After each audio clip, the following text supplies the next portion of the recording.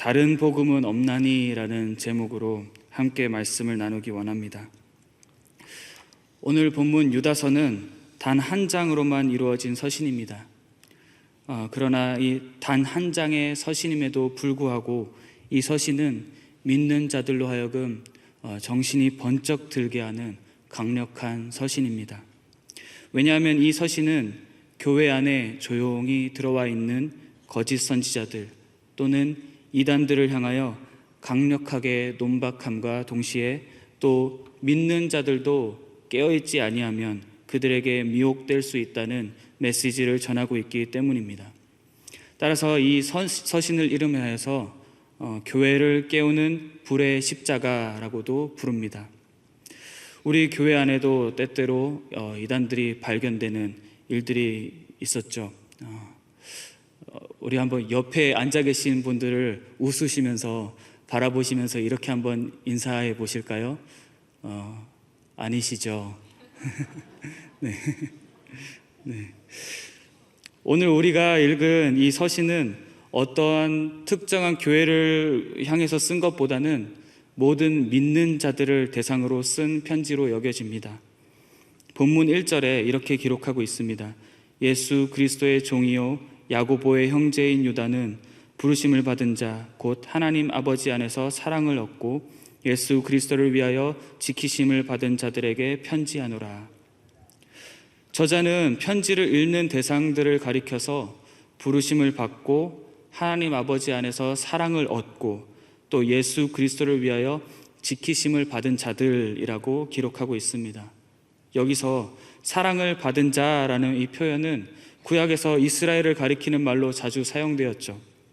이 의미는 곧 택한 백성이라는 뜻입니다. 그리고 예수 그리스도를 위하여 지키심을 받은 이라는 이 부분은 영어로는 kept by Jesus Christ라고 써 있는데요. 이를 직역해 보면 예수 그리스도에 의해서 또는 예수 그리스도 안에서 지키심을 받은 자들이라는 뜻입니다. 무엇을 뜻합니까? 우리를 사랑하셔서 우리를 불러주시고 만세 전부터 택하여 주신 분이 하나님이시고 예수 그리스도를 인하여서 그 구원이 성취되게 하여 주시고 지금도 하나님 우편에 앉아 계셔서 우리를 위하여 중보하시며 예수의 영이신 성령께서 영원히 우리를 지키시고 보존해 주신다는 뜻으로서 이 인간의 구원은 전적으로 하나님의 은혜로 말미암는다는 것을 강조하고 있습니다. 하지만 우리가 아무리 택하심을 받고 구원의 확신을 가지고 있다 하더라도 이 거짓 교사들과 이단들의 세력들을 절대로 간과해서는 안 될 것입니다. 왜냐하면 예수님은 제자들에게도 그 12 제자들에게도 바리새인과 사두개인들의 누룩을 조심하라고 말씀하셨습니다. 누룩이라 함은 그들의 가르침을 뜻하는 것이죠.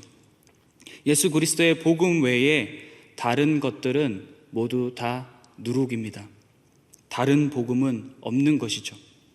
예수님의 공생의 기간 동안 제자들과 항상 함께 계셨음에도 불구하고 제자들에게 다른 가르침을 주의하라고 말씀하신 것은 그만큼 그 악한 세력들이 정말 그 영향력을 무시할 수 없다는 말씀입니다. 우리가 아무리 구원의 확신이 있다고 하더라도 이단들을 용납하고 그들을 집으로 들이고 그렇게 마치 독사를 품어주듯이 그 독사를 품어주다가 나중에는 그 독사가 우리를 물어서 그 독이 온 공동체 안에 퍼지듯 그들의 가르침이 세뇌가 되면 많은 사람들이 결국 멸망하게 될 수도 있다라는 말씀입니다. 이단은 항상 진리와 비슷한 모양으로 다가옵니다. 복음을 논하며 우리에게 다가오지만 결국은 나중에는 이 복음을 변질되게 합니다. 그래서 갈라디아서 1장 7절에 사도 바울은 이렇게 기록합니다. 다른 복음은 없나니 다만 어떤 사람들이 너희를 교란하여 그리스도의 복음을 변하게 하려 함이라. 우리가 어떻게 이단을 정의할 수 있습니까? 이슬람교처럼 예수님을 믿지 않는 종교는 이단이라 하는 것이 아니라 다른 종교라 불러야 맞습니다. 하지만 예수님을 믿는다 하면서 교묘하게 말씀을 다르게 해석해서 바꿔놓은 종교들이 많이 있는데, 그러한 단체들을 우리는 이단이라고 부르는 것이죠. 예수님을 믿는 것 같은데 깊숙이 들어가 보면 그들이 따르는 교주가 있고, 결국 인간을 숭배하고 인간의 지식을 믿게 만드는 이단들이 이 세상에 정말 많이 있습니다. 따라서 유다서 저자는 이 땅을 살아가는 그리스도인들이 항상 긴장을 늦추지 않고 종말론적 신앙을 가지고 목숨을 걸고 일반으로 받은 구원의 믿음을 지키며 이단의 세력들을 경계할 뿐만 아니라 그들을 대항하여서 힘써 싸우라고 오늘 말씀에 기록하고 있습니다. 본문 3절 4절에 이렇게 기록합니다. 사랑하는 자들아, 우리가 일반으로 받은 구원에 관하여 내가 너희에게 편지하려는 생각이 간절하던 차에 성도에게 단번에 주신 믿음의 도를 위하여 힘써 싸우라는 편지로 너희를 권하여야 할 필요를 느꼈노니, 이는 가만히 들어온 사람 몇이 있음이라.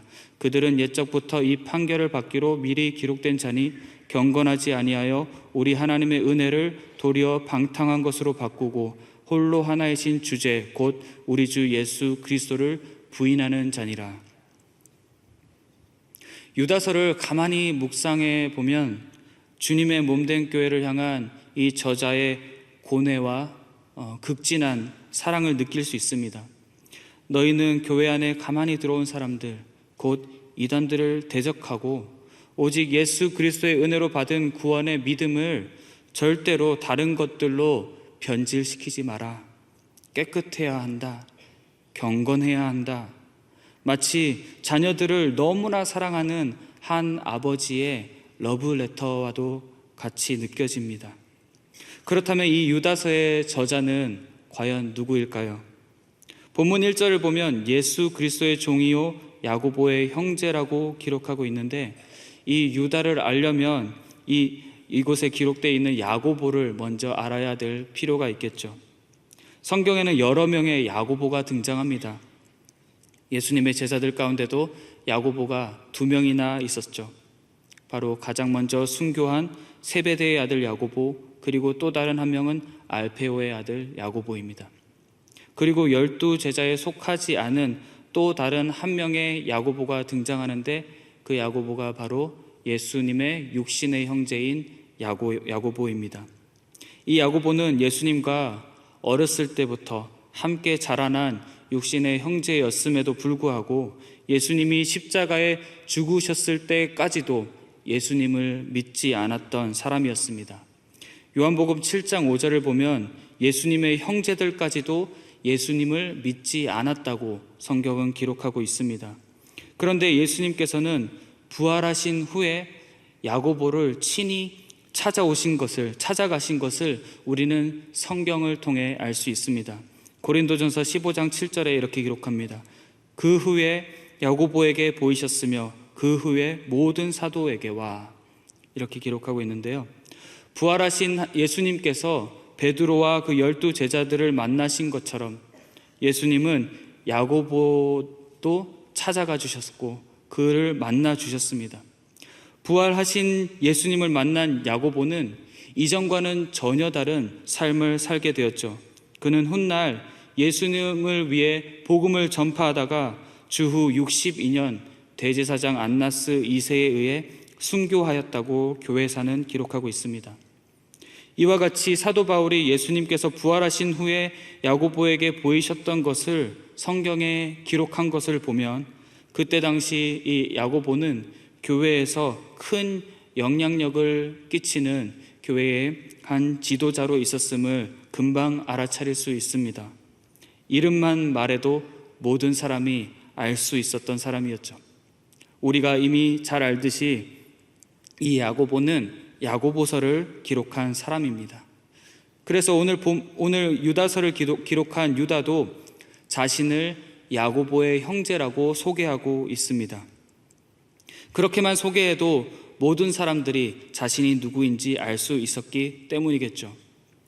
그런데 야고보와 유다는 그들의 서신 서두에 자신들을 소개할 때에 왜 예수님의 육신의 형제라고 소개하지 않고 예수 그리스도의 종이라고 소개하고 있는 걸까요?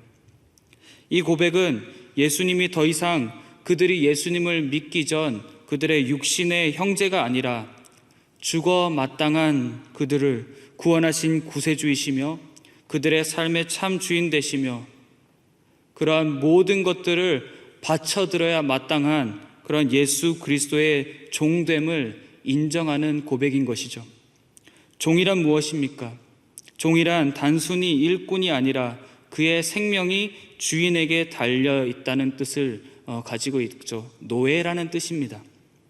예수님을 위해 죽을 각오가 되어 있는 사람을 우리는 주님의 종이라고 말할 수 있는 것입니다.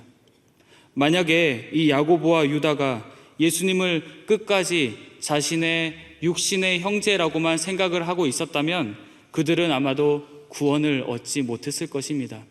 아니, 확실히 구원을 얻지 못했을 것입니다. 자기 생각에 사로잡혀 있는 거죠. 이분은 그저 나의 육신의 형제일 뿐이다.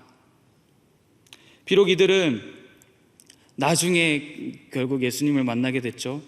예수님이 죽으시고 부활하신 후에야 회심을 했지만 나중된 자가 먼저 된다는 말씀처럼 이들은 예수 그리스도인들이 마땅히 지키고 행해야 할 것들을 그 누구보다 강력하게 선포하고 있습니다. 우리가 잘 아는 야고보서의 말씀이 있죠. 행함이 없는 믿음은 죽은 믿음이다.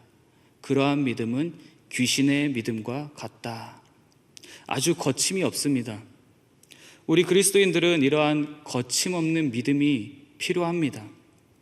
진리를 사수하기 위해서는 그 어떤 것과도 타협해서는 안 되는 것이죠. 초대교회 때에 그리스도인들을 미혹했던 대표적인 이단은 영지주의자들이었습니다. 영어로 Gnostics라고 불려졌는데요. 이들의 교리는 영과 정신은 선하고 육과 물질은 악하다는 이원론에 근거하여서 주로 두 가지 측면에서 초대교회 성도들의 신앙을 변질시키고 훼손시켰는데요. 가장 먼저 육체는 악하다고 주장하였기 때문에 그리스도의 성육신을 부인하였습니다. 그 후 영지주의자들에 의해서 파생된 가현설을 주장하는 사람들도 많이 일어났는데요. 이들의 주장은 영은 선하기 때문에 악한 육신을 입을 수 없어서 그리스도의 몸은 실체가 아닌 육신을 입은 척만 했던 환상에 불과하다라는 주장을 했습니다. 결국 이들은 예수님의 죽으심과 부활하심을 부인하고 있는 것이죠. 이들에게 육신은 악한 것이기 때문에, 육신은 소멸될 것이었기 때문에 그들은 윤리적으로 극단적 금욕주의를 주장하든지 아니면 그와 정반대로 극단적 방종과 쾌락주의를 일삼았습니다. 그래서 아무것도 안 사고 아무것도 안 먹거나 아니면 어차피 소멸될 이 악한 육체는 멸망할 것이기 때문에 육신이 원하는 대로 죄를 마음껏 지어도 괜찮다고 생각해서 각종 사치와 그러한 성적 쾌락을 마음껏 즐겼던 그러한 사람들이었습니다. 또한 그들은 진리는 숨겨진 것이기 때문에 본인들만 그 진리를 깨달을 수 있다고 주장했습니다. 왜 이러한 일들이 벌어집니까? 이단의 공통점은 바로 교만입니다. 전혀 남의 말들을 받아들일 그럴 겸손함이 없죠. 하나님의 말씀보다 자기 생각이 더 옳다고 주장합니다. 성경이 그리스도의 성육신에 관하여 아주 자세하게 기록하고 있어도 믿지 않습니다. 마태복음 24장 30절에 모든 족속들이 예수님이 오실 때에 통곡하며 그들이 인자가 구름을 타고 능력과 큰 영광으로 오는 것을 보리라 이렇게 기록되어 있음에도 불구하고 이단들은 이미 예수님이 이 땅에 오셨다고 말합니다. 어느 나라 사람이죠? 한국 사람으로. 이러한 이단의 조상은 본문 6절에 등장하는 자기 지위를 지키지 아니하고 자기 처소를 떠난 천사들, 곧 사탄 마귀이죠.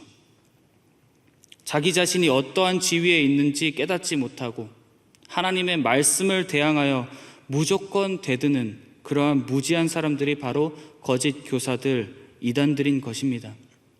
소돔과 고모라 때에 거짓의 영으로 인해 동성애가 활발하게 이루어졌고 그 사람들은 롯을 찾아온 천사들과도 동침하고 싶어 했던, 인간이 상상할 수도 없는 일들을 하게 만들었던 그러한 존재가 바로 이 거짓의 영, 사탄 마귀입니다.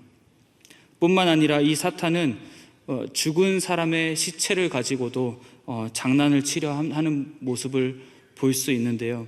본문 9절에 이렇게 기록합니다. 천사장 미가엘이 모세의 시체에 관하여 마귀와 다투어 변론할 때에 감히 비방하는 판결을 내리지 못하고 다만 말하되 주께서 너를 꾸짖으시기를 원하노라 하였거늘. 천사장 미가엘은 사탄과 변론하거나 다투지 않고, 오래 다투지 않고 딱 한마디만 합니다. 주께서 너를 꾸짖으시기를 원하노라. 변론은 그렇게 딱히 필요 없죠. 주님께 모든 것을 맡겨드리는 이 천사장 미가엘의 행동을 볼 수 있습니다. 심판은 주님께 있다는 것을, 주님의 주권을 인정하는 것이죠. 변론을 한다고 해서 사탄이 다시 천사가 되지는 않습니다. 사탄 마귀 자신도 하나님의 심판 아래에 놓여 있고 결국은 영원히 무저갱에 갇히게 될 것을 알면서도 이 땅에 있는 동안 최후의 발악을 하는 것이죠. 신명기 34장 6절에 기록하듯이 모세가 묻힌 곳을 아는 자가 없게끔 천사장 미가엘이 모세의 시체를 숨기는 과정 가운데 사탄이 이 모세의 시체를 모든 사람들이 보이는 곳으로 옮겨서 사람들로 하여금 모세의 시체를 숭배하게끔 하려고 했나 봅니다. 성인을 숭배하게 하듯이 그 모세의 시체를 신격화해서 우상 숭배하게 하려고 했던 그러한 시도가 있었던 것 같습니다. 물론 본문 9절은 모세의 승천기라는 위경에서 인용된 것으로 구약 성경에는 기록되고 있지 않습니다. 하지만 유다의 의도는 무엇일까요?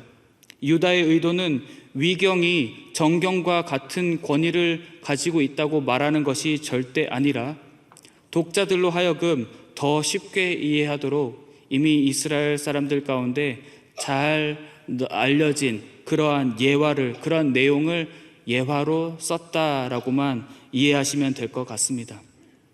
아무튼 이러한 거짓의 영에 사로잡힌 자들은 자신이 무엇을 하는지 알지 못하면서 행하는 자들이라고 성경은 기록합니다. 본문 10절에 이렇게 기록합니다. 이 사람들은 무엇이든지 그 알지 못하는 것을 비방하는도다. 또 그들은 이성 없는 짐승같이 본능으로 아는 그것으로 멸망하느니라.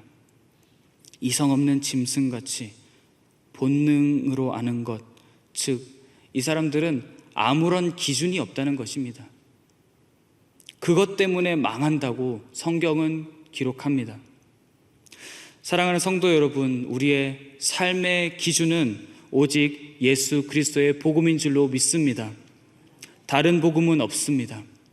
하지만 우리가 신앙생활하면서 복음이 아닌 것에 너무 집착하면서 살아가고 있지는 않습니까? 공식적인 이단은 아니더라도 이단적인 모습들이 우리 안에 있지는 않습니까? 예수님을 믿는다 하면서 우리의 지위, 곧 예수 그리스도의 종의 지위를 지키지 않고 계속해서 왕이 되려고 하지는 않습니까?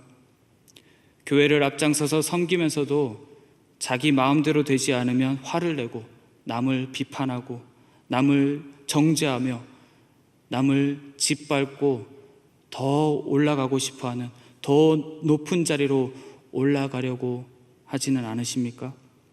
본문 16절에 이렇게 기록합니다. 이 사람들은 원망하는 자며 불만을 토하는 자며 그 정욕대로 행하는 자라.